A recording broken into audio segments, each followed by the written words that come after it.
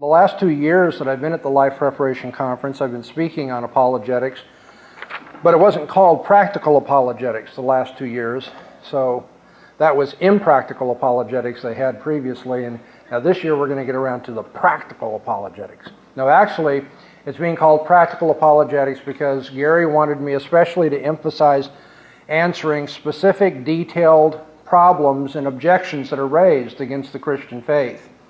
And I won't spend a lot of time, in the process I'll have to spend some time, but I won't spend a lot of time dealing with apologetical theory and procedure, or if you will, the abstract steps behind it. I'm going to try to take up problem after problem after problem and deal with it. And in the process, you should learn how to do apologetics by watching what's done. I want to really encourage you to not simply try to memorize the answers that Dr. Bahnsen or somebody else might have to a particular problem. It is helpful to get started by hearing somebody defend the faith and know what they say. But it's far more important that you learn the method. And so if you watch all of the different problems being dealt with, ask yourself, what is he doing here? What kinds of maneuvers is he using intellectually? What kind of reasoning is being applied to answer this problem? And the reason why I want you to do that is, in the 10 hours, I guess that's what I'm going to be using this week, Lord willing, I can't possibly answer every particular problem, deal with every false religion out there, every cult and so forth. It's just not possible. There's really two different ways to approach apologetics. I want you to think of yourself as being in a room with a man that has a revolver. You have no weapon to use against him, okay? And he's got all these bullets in his gun, and he's getting ready to shoot you, and there's no exit. Now, as I see it, there are two things you can do. Or if you knew you were going to be put into this room, there are two ways you could prepare. One way to prepare to deal with all of those bullets that are going to be shot at you is to practice dodging bullets. Really work on all the maneuvers, back and forth, and up and down, and so forth.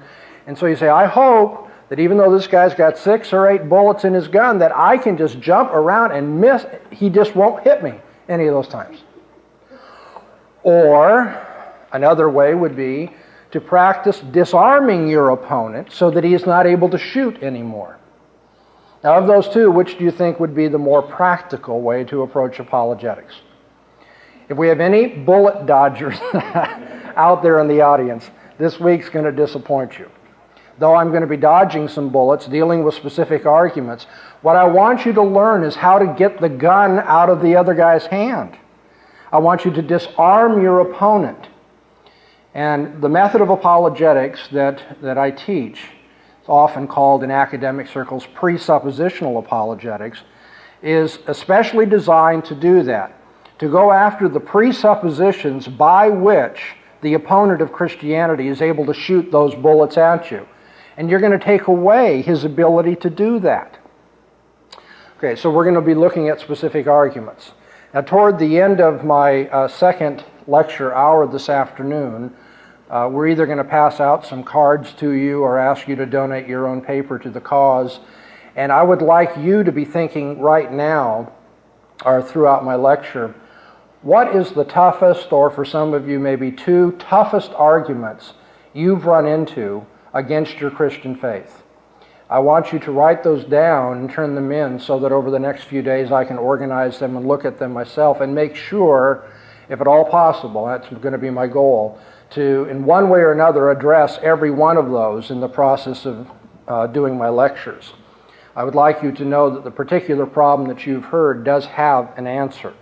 And I think we should be able to accomplish that. It all depends on how wide, how varied the problems are. So be thinking about that. I'd like to hear your specific and detailed, and the toughest thing you've heard, or maybe you honestly don't know yourself. You say, well, what do I say when somebody says if God is all good and all powerful, he should be able to and willing to stop the wars that are in the world. But since there is war, he's either not all good or he's not all powerful. And we call that the problem of evil. You don't have to know the name of the problem.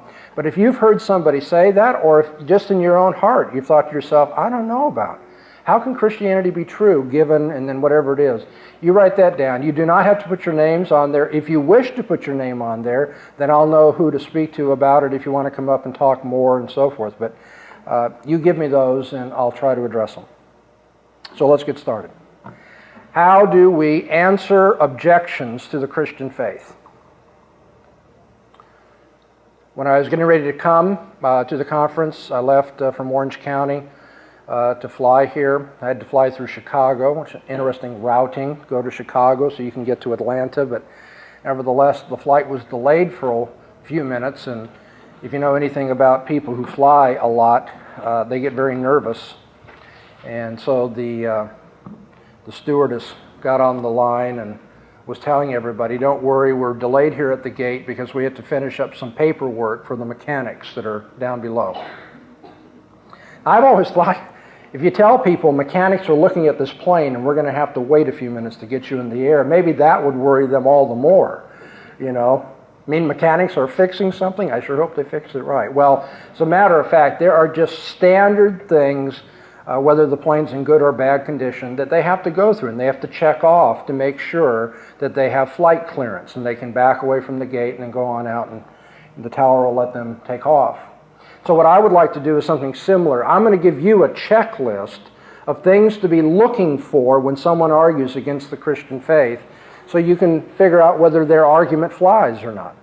Will this thing, really, get into the air and be able to sustain itself or not? And you want to go through in your mind mentally this checklist.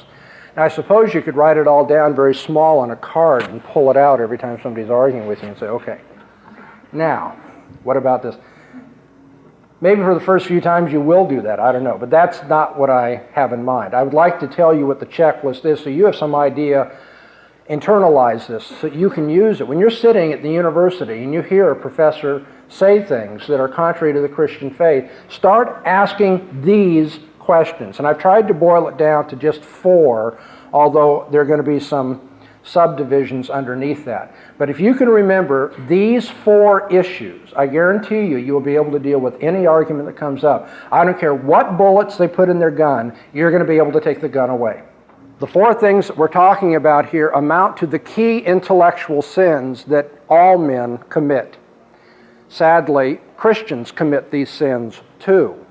We're not here to talk about renovating the mind and sanctification of our thinking process as Christians so much this week. We're going to be looking at the foibles and defects of unbelieving thinking. But I want you to know that what I'm talking about, though it's being applied to apologetics, really has application through all of the different departments of the university as well. Any person who is an academician must worry about these issues when he publishes something, when he puts an article out there, when he gives a lecture, whatever it may be. Every argument can be evaluated in terms of these things. First of all, you want to ask, is he being arbitrary? And I'm going to have, according to my notes, 4 subdivisions here of different kinds of arbitrariness. But let me get through the main divisions first. Ask, is this argument arbitrary? Secondly, ask whether this argument is inconsistent. That is there something wrong with this argument because it's in conflict with itself or with some other known truth? Thirdly, ask about the consequences of this argument. This is what is known in the Bible as judging a tree by its fruit. Look at the consequences of the argument. And then finally, it's hard to put this into one word, and I promise I'll explain it later, but for brevity, I'm going to call it asking about the preconditions of this argument. I think some of you know that part of the ministry the Lord has given me and has been very gracious to me about is public debate. And when I go to a debate, although I try to read what my opponent has written and know something in advance, it is far more important to me to know how to argue with people. So, whatever kind of thing the opponent comes up with, I'll be able to deal with. It's far more important to master the technique than the specific things that he has written previously. And the 4 things that I'm always asking myself, although I do it a little bit differently, I think this will be easier for you, is I ask about, is this arbitrary? Is this inconsistent? What are the consequences? And does he have the preconditions of intelligibility to argue this way? All right?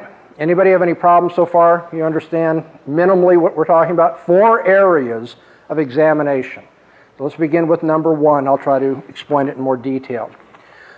How are people arbitrary in the way that they argue? The most obvious way is they offer a mere opinion.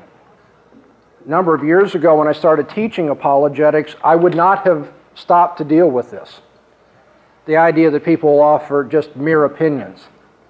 But now that I've got a lot more practice and I've been out there and I've heard from people what they run into when they try to defend the faith, I realize I've got to say something about this. In fact, at this conference, I've had this happen in the past. Just about everywhere I go and put on apologetics conferences, I can offer people pretty powerful arguments, against unbelievers. And I think pretty strong arguments in favor of Christianity. However, almost always there's somebody in the audience who says, well, but then what if somebody says, yes, but my opinion is the following? I say, yeah, okay, well then you can refute that. And then they say, yes, but it's my opinion. I say, yeah, but you've refuted it.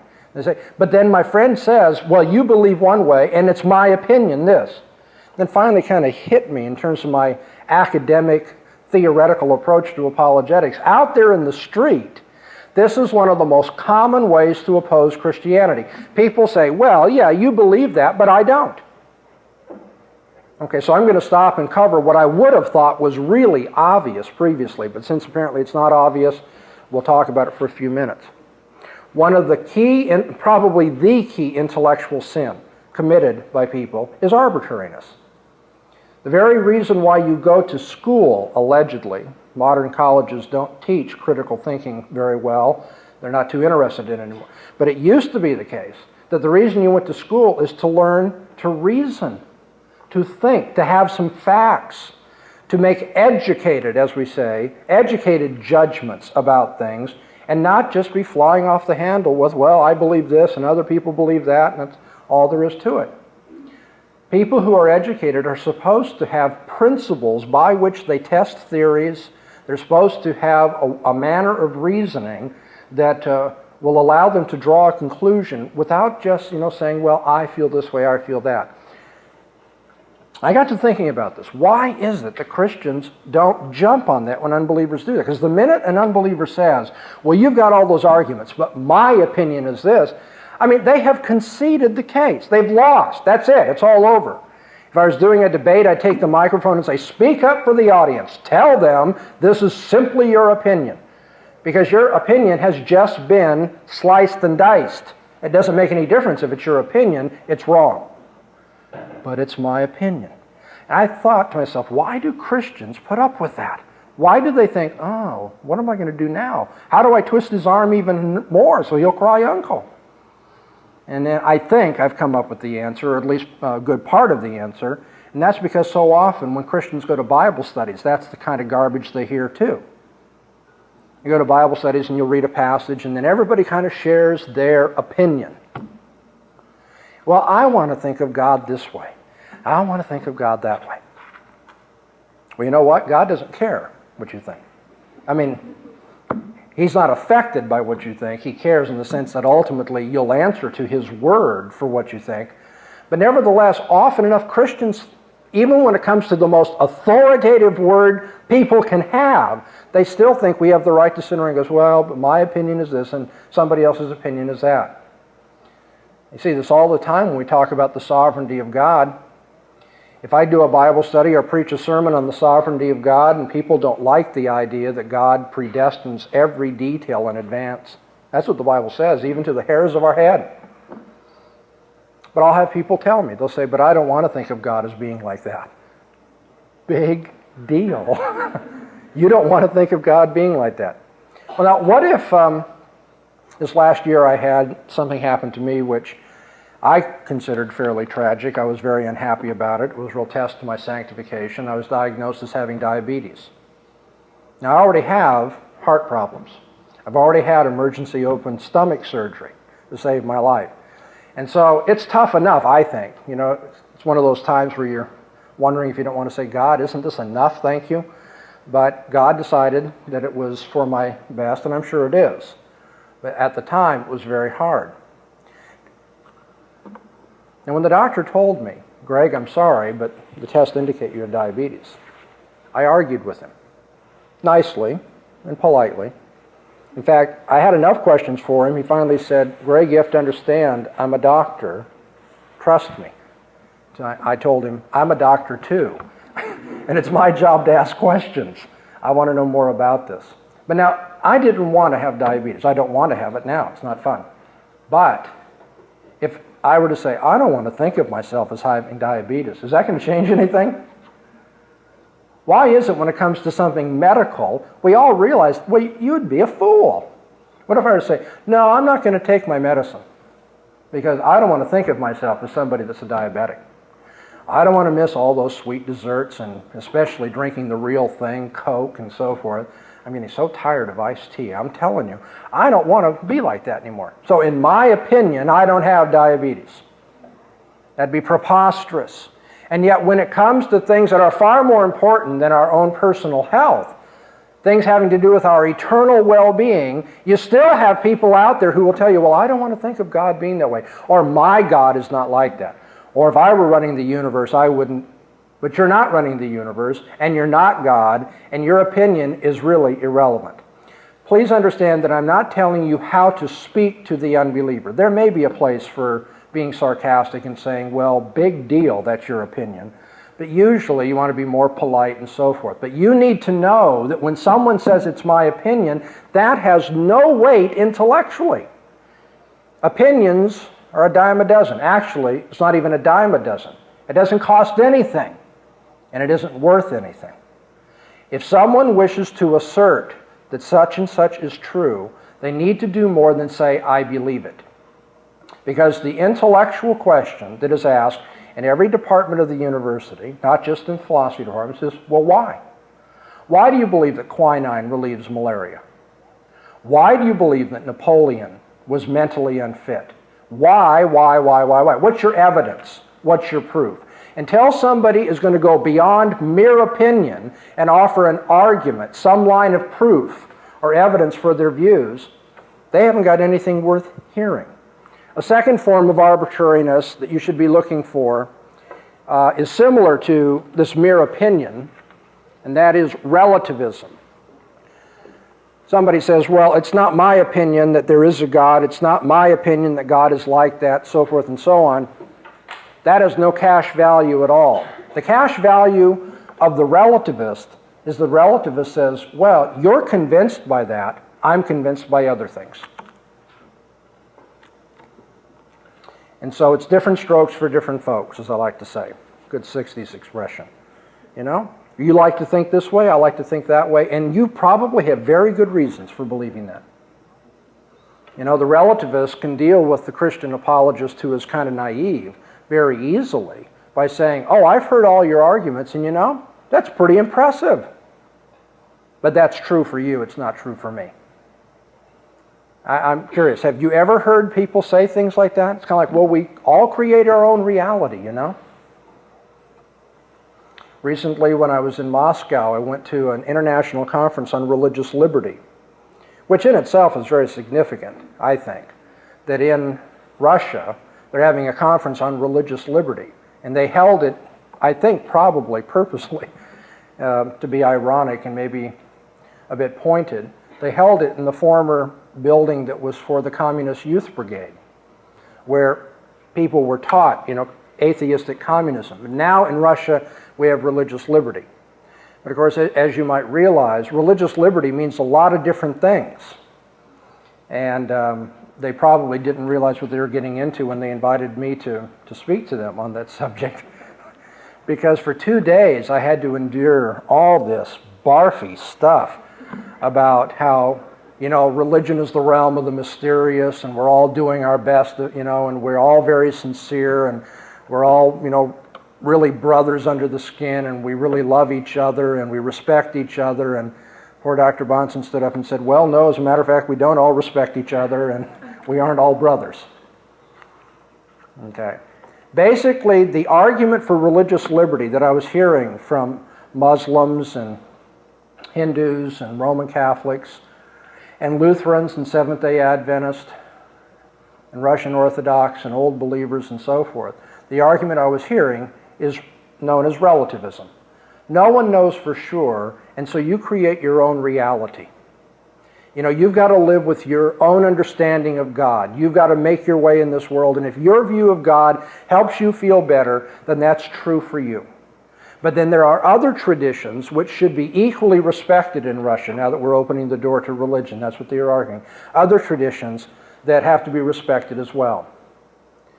Okay, so when I spoke, I'm not going to give you that whole lecture. Let me boil it down. I basically said religious liberty cannot be founded on relativism. See, they thought relativism was just another way of talking about religious liberty. Everybody has a right to their own opinion. I said, if you believe that everyone creates their own reality, then Hitler creates his own reality too. And Hitler, therefore, in terms of his reality, has the right to kill the Jews, because that's the reality he's created. And so here you have a suppression of religious liberty, in fact, genocide, and relativism condones it, because after all, everybody creates their own reality. And then I went through an ugly laundry list of all of the persecution each of the groups in the audience, including Protestants, American Protestants, were guilty of in terms of religious liberty. I said, every one of us is guilty, if we're a relativist, of persecuting other people and allowing for it and holding to views that would allow for that. When someone tells you, you create your own reality and everybody's right, the answer is, if everybody's right, then clearly nobody's wrong, including the Idi Amins of the world, the Hitlers, the David Koreshes, and all the rest. Relativism kills itself. It isn't sufficient for somebody to say, well, you believe that, but I believe something else, and reality just kind of twist and turn to fit everybody. It's like reality becomes a smorgasbord. You go into the smorgasbord, maybe you'll choose the eggplant. I sure wouldn't. But I'll choose the fried chicken, and you don't particularly want fried chicken. It's like reality will be whatever you want. You have the eggplant approach to reality, you have the chicken approach to reality. Pick whatever you want. It's not like that. And certainly God is not like that. God is not a smorgasbord. God doesn't say, well, just please let me into your life. I'll be whatever you want me to be. And that's what I call the Mr. Potato Head approach to theology. You know, some people will put Mr. Potato Head together with eyes here and ears over here and all the rest. Other people say, no, God's not like that. He's really like this. And it was not going to be adequate to say, well, God is whatever you want him to be. What an insult! If God is whatever you want him to be, he is not God. Or she is not God. It is not God. The relative says, well, it's true for you, it's not true for me. True for you is one of the most asinine statements in the English language. Truth is not person relative. You know, let's go back to the doctor's office. Dr. Bahnsen is told by this doctor, he's supposed to know, he has the blood work, he has the lab tests and so forth. He says, Dr. Bahnsen, you've got diabetes. I say, well, that's true for you. It's not true for me. No. The relativist says nobody can know anything for sure. And this is what you're going to get. I guarantee you, if you go to a secular school and the teacher likes you, and interestingly enough, in many cases, teachers do like Christians, even though they're not Christians. You know why? Because the Christian students are the few students that will challenge them and seem to be alert. At least they'll talk intelligently. And I'm not saying that as gratuitous, flattery to you guys because you're Christians. I mean that. I've seen that over and over again. Teachers will say, please come around and talk about this more. At least you're thinking.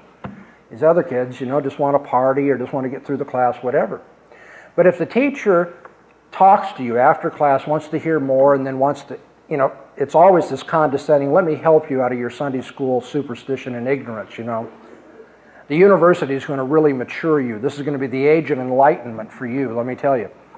Well, after you hold to your faith and you give answers to the objections and so forth, you'll often have the teacher tell you, and then you have roommates and others who will say this in a less sophisticated way. The teacher will say, well, you have to understand that, truth is relative.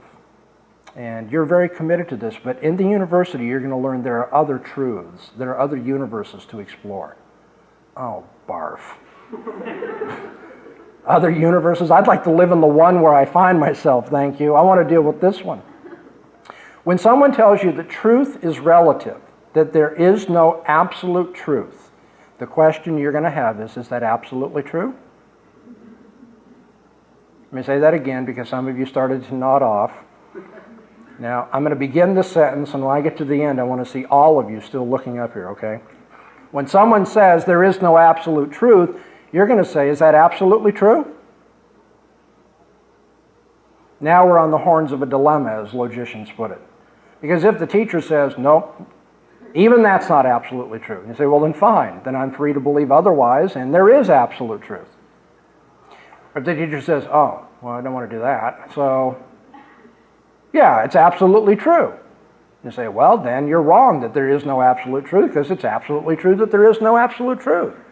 And by the way, if it's absolutely true that there is no absolute truth, you've contradicted yourself, and so maybe you ought to go back and get some more education before you teach this class. Don't say that. Relativism is just another form of being arbitrary. Educated people know better than to be arbitrary. There are not many educated people in our culture today. Most college graduates are not educated people. I do not mean that to be just a slur and a slam against college graduates, but it's true. Literally, descriptively true. People can get a piece of paper from college and not know how to think, not know how to research, not how to put together one paragraph of a decent argument. And the reason, well, it's among many reasons, but a major reason why people don't think anymore is because we've gotten used to being arbitrary, offering mere opinions, and then when there's a clash between the mere opinions, running to relativism. Because isn't that a lot more comfortable? If you're a relativist, then you can go to cocktail parties and everybody's welcome. I've done this. I go to parties when I was at SC in the graduate school and so forth. Jesus would be welcome at their cocktail parties. As long as Jesus didn't say he was the only truth, that'd be fine. Then we have Buddha, and we have Jesus, and we have Confucius, and we have Mao, and all the rest, and everybody's just having a good time. If we respect each other, then we don't have to worry about people getting down on us. I'm welcome, you're welcome. Hey, I'm okay, you're okay. It's relativism. And it's academically shoddy. People who contradict each other cannot both be right. In some cases, depending on the nature of the contradiction, both can be wrong, but both cannot be right. I cannot have diabetes and it not be the case that I have diabetes at the same time. Now, for the rest of this week, I'm going to talk about other problems. But I dare say that the other problems I'll be talking about will only be 20% of what's out there. I realize we've only spent a few minutes together. But in all honesty, what you're going to run into over and over and over again are these two problems. Mere opinion and relativism. Mere opinion and relativism. So get used to that and tell people if that's only your opinion, it's academically worthless.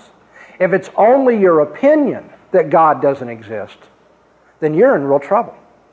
Or if you say, well, it's true for you, but it's not true for me, point out that doesn't even make sense, true for you. True for you is actually a paraphrase of the verb to believe. When someone believes something, that is simply to say they think it's true. So when someone says, it's true for me, they're saying, I believe it. Yeah, every year we get into this. Gary was a student of mine, and he's getting even with me. He puts up these signs, says, there's no way that's right. Redo your clock, okay? You say there's only 15 minutes left? Well, that's true for you. It's not true for me. Oh, we're going to negotiate now. What is that? Looks like only 15 minutes. That's right, Gary.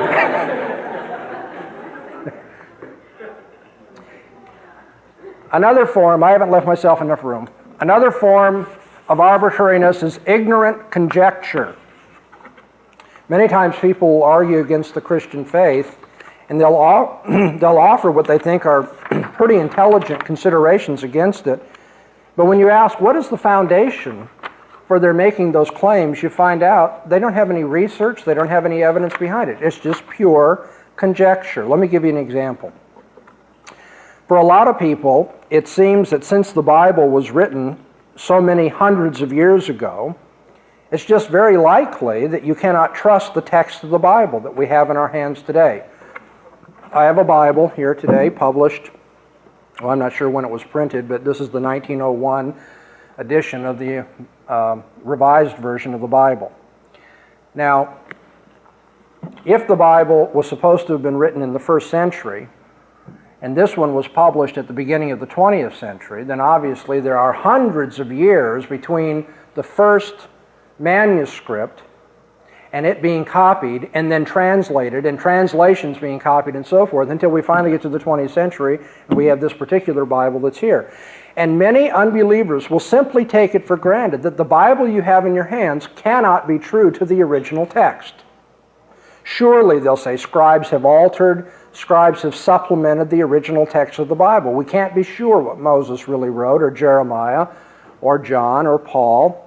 In fact, we can't even be sure that those were the authors of those books, much less, if they were, what they actually said originally.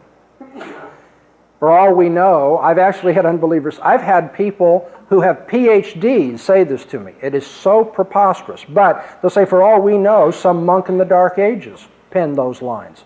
And then they got picked up by the next scribe and the next scribe, and gets carried down to the 20th century. We don't really know what the original author said. And that kind of ignorant criticism will seem intellectually sophisticated to some unbelievers. They'll think, well, in our natural human experience, messages that are passed from one speaker to another get garbled, they get distorted, don't they? Wouldn't you expect that would be true then of this book as well? You all know what I'm talking about. If you don't, you should live in my house for a while. When phone messages come to my children, the way they get to me often doesn't look a whole lot like the way they began. Messages get garbled.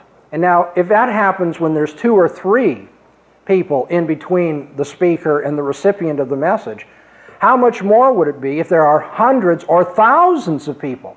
It just seems to unbelievers, you've all played telephone, right? Isn't that what it's called? You start, around the circle with a message, and one person whispers to the next, to the next. By the time it gets around, it doesn't look anything like the original. And so unbelievers will say, obviously, we don't even know what the text of the Bible is. Any number of people could have added or taken away or distorted what was originally there. Now, when unbelievers say something like that, you must point out that their argument rests upon ignorant conjecture. It may seem likely that the biblical text would no longer be reliable, would no longer be authentic after all these years, but that likelihood is an evaluation based not on evidence, but upon prejudice. And let me point out a couple of the prejudices. First of all, there's the prejudice, the assumption that the biblical text is no different from any other written document which we find in our natural human experience. Please pay attention to that. Because one of the easiest ways unbelievers, and especially unbelieving professors, suck Christians into their way of thinking is by saying, well, now wait a minute, you can't just assume that this Bible has a supernatural origin, supernatural preservation. We've got to approach this book like any other book. But at that point, whether the assumption is stated or just taken for granted, you need to say, but it's not like any other book. It won't do any good to use the rules that apply to just any other book when this is an extraordinary book. Of course, the unbeliever is going to tell you, well, then you're begging the question because you're taking it for granted that this is an extraordinary book, and I'm trying to show you that it's not an extraordinary book. We'll say, I guess that's the nature of the debate, right? I approach it assuming as my ultimate authority that it is an extraordinary book, and we're going to see what happens when you deny that later on when we look at other things. And you take it for granted that it's not. But the point is, when an unbeliever says, if this happens when you play telephone, then it's got to happen when you write the Bible too. And you say, hey, you're comparing apples and oranges. Because a sovereign God has overseen the process of copying and translating. And this God has promised that His Word will not pass away. And therefore I believe with all my heart that I have a copy of what God wants me to know. And that though there may be some variations between different textual lines, in any line of text, the basic message that God wants me to have is here, because He has promised so. Now there's a second kind of prejudice, though, you need to see in this. And this prejudice is perhaps more obvious because the unbeliever who says, you don't really know what the Bible originally said, hasn't offered any concrete evidence that some medieval monk tampered with the text before us today. When I had this person in the university who has a PhD tell me, throw it out kind of like a throwaway argument, like, well, for all you know, some monk wrote these words, and it got carried down to us. I simply said, I'd like to know what the literary evidence is for the idea that some monk added this to the Gospel of John. Oh, well, I don't have any. It's just that it's a possibility. Oh. In other words, I'm supposed to be refuted by a possibility? You think that would work in any other department of the university? If it does work, what a sore university that would be. A historian is refuted by the possibility that there's evidence against your thesis. You're not refuted by possibilities or conjectures, especially ignorant conjectures. That is very arbitrary to advance the hypothesis, and it doesn't have any evidential credentials. If you want to play that way, if you want to be arbitrary, I could say with equal arbitrariness, well, actually, the words that have come down to us as Paul's were written not after Paul wrote them, but before Paul wrote them. Now, I don't happen to believe that, but just see, if you're going to play the arbitrary game, you can go any way you want. And say, well, maybe this was written by Isaiah, and then Paul found the manuscript and put his name on it. Now, the opponent would not respect it. He'd say, oh, you're just playing games. I'm saying, wait a minute. I learned this game from you. You're the one who said maybe some medieval monk added these words, but you don't have any evidence that a medieval monk added these words. So if we don't need evidence, why don't we all make up our own reality? The third indication of prejudice is that when an unbeliever says something like that about the text of the Bible, it shows they haven't read about the subject. If the critic had taken time to look up the subject of textual criticism, he or she would not have offered the outlandish conjecture that maybe a medieval monk or somebody else along the line added these lines to the Bible. That came home to me very clearly, again, when I was in graduate school. I took my PhD in philosophy, and one of the areas of my specialization, that's what it says on the paper anyway, is ancient philosophy. And so we had to do detailed study of Plato and Aristotle and others you would not have heard of. You have heard of Plato and Aristotle, though, right? Okay, good. And part of what we did when we studied Plato was textual criticism of Plato. Let me explain. We have a corpus of writings that you can go into any university bookstore today, and you can probably buy the collected works of Plato. And this body of writings is attributed to Plato. But as you know, the book that you buy in the bookstore was not handwritten by Plato. You did know that. Assure me that you knew that, okay? Somebody copied another copy of Plato, and that came from another copy on down, right? Now then, somebody could ask the question, did Plato actually write this particular line in the Republic? Is this paragraph his? You say, well, let's go back to the original. Oh, problem is we don't have the originals of Plato.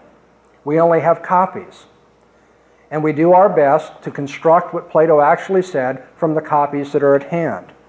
Now, our earliest extant manuscript of a work by Plato dates right before 900 AD. It's the Oxford B manuscript. It was found in a Patmos monastery by E.B. Clarke. It was a wondrous find in terms of Plato scholarship and so forth. But what I want you to see is this manuscript dates, even according to unbelievers, back to Plato, but the earliest we can go back is 900 years after Christ. Now, Plato flourished 350 years before Christ. So let's see if we can do our elementary math. 300 BC, or 350 BC, roughly, Plato is writing things, or so we believe, And these things are copied and copied and copied and copied and copied and copied. And finally, a copy that was made about 900 AD is made. All the others, at this point anyway, have not been found. The earliest extant manuscript of Plato dates from 900 AD. Now, what's the span between 350 BC and 900 AD? Over 12 centuries, right? Now, my philosophy professor and professors and others as well will hardly blink an eye about the reliability of the text of Plato that we have. They will occasionally raise a question here and there, but it's taken for granted. Of course we know what Plato wrote. And yet the very same people, or the students who are taught by the very same people, will ask this ignorant question about the Bible. Was it written? I mean, is the text we have before us, is it original? The gap between the earliest manuscripts of the New Testament that we have and the date of their writing is about 50 years. I'm going to use round numbers just to keep this simple. Anybody see what I'm getting at?